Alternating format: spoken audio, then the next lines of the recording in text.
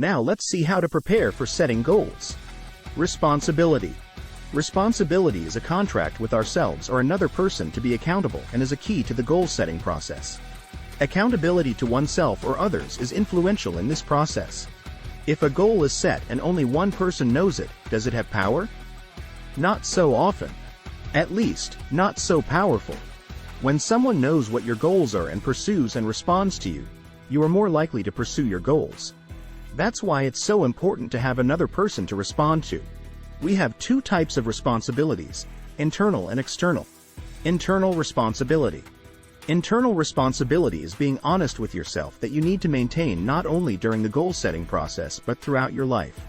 This means that when you look at yourself, you judge yourself honestly. This is where you feel responsible for doing what you say. If you're confused, say, "I am confused," but if you're doing well, you can celebrate your progress. Therefore, the first and most important type of responsibility is to consider ourselves responsible. We answer ourselves. We take responsibility. But how? 1. Write down your goals to make them objective. Then you cannot go back and say, "That was not my goal." 2. Be honest with yourself when evaluating whether you have met the goal. If you've done your goals correctly, you'll have no problem here anyway. 3. If you fall short of your goal, or if you did not do it right, consider yourself responsible but review the goals to compensate or set extra time. 4. Set a time to evaluate your progress. External responsibility. Find another person or group to take responsibility for you. When we commit to being accountable for our actions and goals, we take them to the next level. Keep in mind that external accountability will not work without internal accountability. If you are not honest with yourself, then you probably will not be honest with others. Having an external source of accountability, if done right, is a powerful force. But how? 1. Choose someone who cares about you but can be strict and honest with you. 2. Commit to being honest with him. Let him use words of encouragement as well as words of challenge for you. 3. In a reasonable amount of time, let him evaluate your progress and hold you accountable. 4. When he challenges you or invites you to work, follow his professionalism.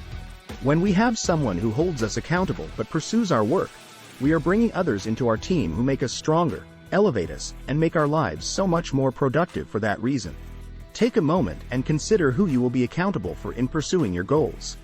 In setting goals, there are 5 main types of goals that we can use based on our priorities. To illustrate the differences between the types of goals, I use English learning as an example. 1. Outcome goals. Output.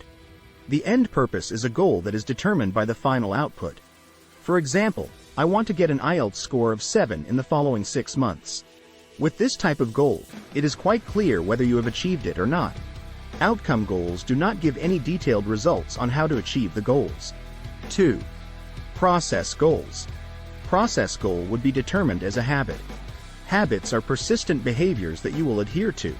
For example, I practice speaking for 20 minutes every night with Ted. Process goals focus on how things are done. 3. Functional goals. A functional goal is a personal standard that you set for your activities. For example, I will get an IELTS score of 7 in less than 3 months. The difference between performance and functional goals is in the determination of how well you achieve them. 4. Thematic goals. A thematic goal is a goal in which you want to focus on a part of your life. For example, learning a language is an important part of my life. This may include joining a language class, blogging about language learning, learning how to learn, and more. 5. Time-based goals. A time-based goal is a personal goal that a deadline would be the most important element of the goal. For example, in another 126 days, I will speak English fluently enough in one session. You do not have a specific outcome or level of performance in mind, but you want to do everything you can, in a specific time to make progress. At this level, you are expected to write 3 or more goals based on your writing priorities by using goal techniques and types.